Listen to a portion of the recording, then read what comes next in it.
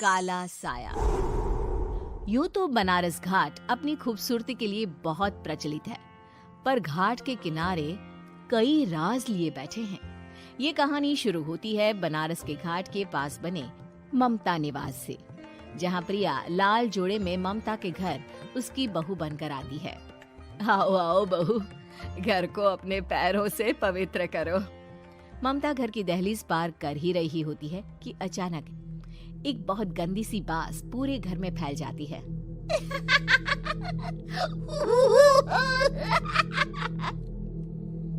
ये बदबू और ये आवाजें, ये कौन हंस रहा है माँ? अब ये पड़ोसी ना हमारे थोड़े अलग से है। कहाँ हम शाकाहारी और ये मांस मच्छी खाने वाले। छोड़, तू ध्यान मत दे और गृह प्रवेश कर। और हाँ बहू, अपनी सास की एक बात हमेशा याद रखना, इन पड़ोसियों से तो कभी बात नहीं करेगी। अच्छे लोग नहीं है ये। अपनी सास की ये बात मानेगी ना बेटा? हाँ माँ, जो आपकी मर्जी, मैं उनसे बात नहीं करूंगी। अगले दिन प्रिया अपनी पहली रसोई बनाने रसोई घर में जाती है।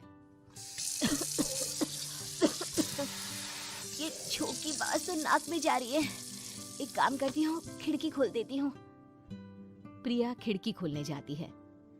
इतने जाले, लगता है इस खिड़की को कभी खोला ही नहीं गया। पर ऐसा क्यों?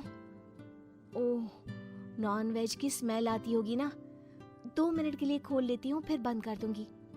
प्रिया खिड़की खोलती है। खिड़की खोलते ही उसकी नजर सामने वाले घर की खिड़की पर पड़ती है, जहाँ एक लड़की खड़ी होती है, हाथों में मेहंदी, लाल रंग की साड़ी, बिल्कुल सजी धजी, मानो प्रिया की तरह ही वो भी नई नवेली बहू हो। वो प्रिया को देखकर मुस्कुराती है। हे भगवान, माँ ने तो इनसे बात करने को मना किया था। प्रिया फौरन ही खिड़की बंद कर देती है और तवे पर चढ़े रोटी की ओर देखने लगती है, पर वहाँ रोटी न होकर मछली पड़ी होती है। ये क्या? पहली ही रसोई में इतनी बड़ी गलती! हे भगवान, अब मैं क्या करूं? प्रिया बहुत डर जाती है और फौरन रसोई की सफाई करने और फिर सभी के लिए खाना बनाने लग जाती है। जब वो सबको खाना परोसती है, सब तो ठीक है, मैं बेकार में चिंता कर रही थी। हे भगवान, ऐसे ही बस अपनी कृपा बनाए रखना। रात के वक्त जब सब सो रहे होते हैं, तब प्रिया को पायल की आवाज सुनाई देती है, जिससे उसकी आंख खुल जाती है। ये पायल की आवाज कहाँ से आ रही है? प्रिया उठकर उस आवाज के पीछे छत की सीढ़ियों तक जाती है। तभी उसे बच्चे के रोने की आवाज आती है। प्रिया छत पर जाती है तो क्या देखती है?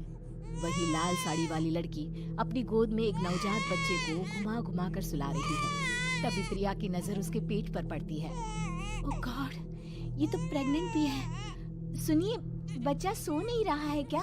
मैं कुछ मदद करूं? नहीं नहीं, आपके घर वालों को अच्छा नहीं लगेगा, मैं संभाल लूंगी। स्नेहा की गोद से बच्चा हाथ मारकर प्रिया की गोद में आने को छटपटाने लगता है। दोनों घर अगल बगल में बने होने के कारण प्रिया उस बच्चे को गोद में ले लेती है। प्रिया के पास आते ही वो सो जाता है। बच्चे का वो स्पर्श रात भर प्रिया भूल नहीं पाती और अगली सुबह वो छत पर कपड़े सुखा रही होती है। तभी उसे एक औरत इशारा करके बुलाती है। स्नेहा कह रही थी बाबू तुम्हारी गोद में आते ही सो गया। मैं गौरी, स्नेहा की माँ हूँ। बहू, घर आना, बाबू को खिला भी लेना। शाम को जब घर पर कोई नहीं रहता, बच्चे से मिलने के लिए प्रिया छिपकर अपनी पड़ोसन के घर चली जाती है और कुछ देर बच्चे को खिलाकर वापस लौट आती है।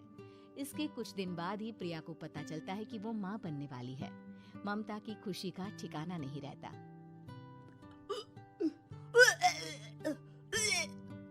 माँ जी, पता नहीं क्यों उल्टी आ रही है। प्रिया भागती हुई वॉशरूम में जाती है तो हरे और लाल रंग की उल्टी करती है। उस उल्टी में से कीड़े निकलते हैं। ये क्या? खून और ये कीड़े! माँ! माँ! प्रिया की आवाज सुनकर ममता दौड़ कर आती है, पर बेसिन में कुछ नहीं होता। प्रिया हक्की बक्की रह जाती है। ये सब क्या हो रहा है? प्रिया घबरा जाती है और अपने कमरे में जाकर सो जाती है। डर के कारण वो इतनी थक जाती है कि उसकी आंख लग जाती है। तब उसे ऐसा लगता है उसके पेट पर मानो कोई बैठा हुआ हो। कौन हो? प्रिया के पेट पर एक 5 महीने की बच्ची बैठी हुई थी, जो बुरी तरह जली हुई थी। माँ, तुम ही मुझे लाई ना अपने पेट में। मैं तुम्हारी माँ नहीं हूँ। कौन हो तुम? माँ, देखो मैं जल गई बुरी तरह से। 6 महीने पेट में रहने को भी मुझे नहीं मिला। सहला दो ना माँ। बचाओ, बचाओ, माँ। ममता दौड़कर कमरे में आती है। प्रिया की बातें सुनकर वो सब समझ जाती है। तू कहीं बगल वाले घर में तो नहीं जाकर आई ना बहू? मुझे माफ कर दो, मैं गई थी माँ। उस घर में सब मरे हुए हैं बहू।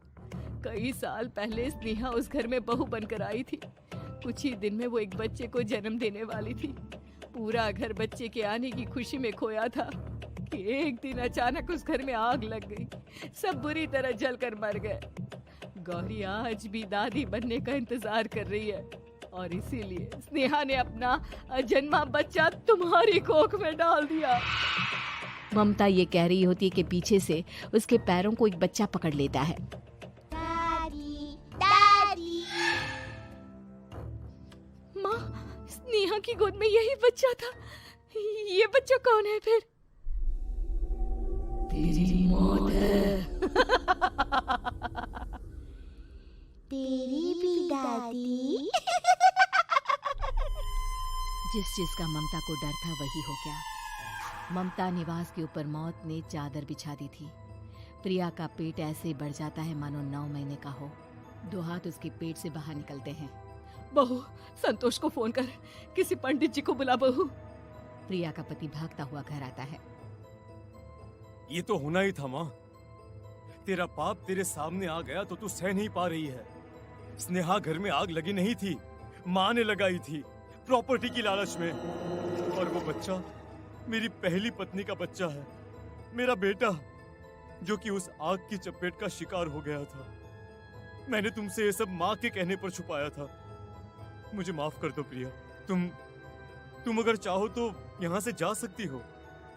मैं तुम्हें किसी भी बंधन में रखना नहीं चाहती। मेरी शादी हुई है आपसे, मैं आपको छोड़ नहीं सकती, पर उससे पहले हमें स्नेहा, उसकी माँ और बच्चे की आत्मा की शांति करवानी होगी। संतोष और ममता गौरी के घर जाते हैं। अंदर सब कुछ जला हुआ होता है। जमीन पर जली हुई लाशें बिखरी हुई थी। ममता रो रो कर अपने करने की माफी गौरी से मांगती है। प्रिया स्नेहा के घर वालों का अंतिम संस्कार करवा देती है और ममता निवास फिर से आत्माओं के साए से मुक्त हो जाता है।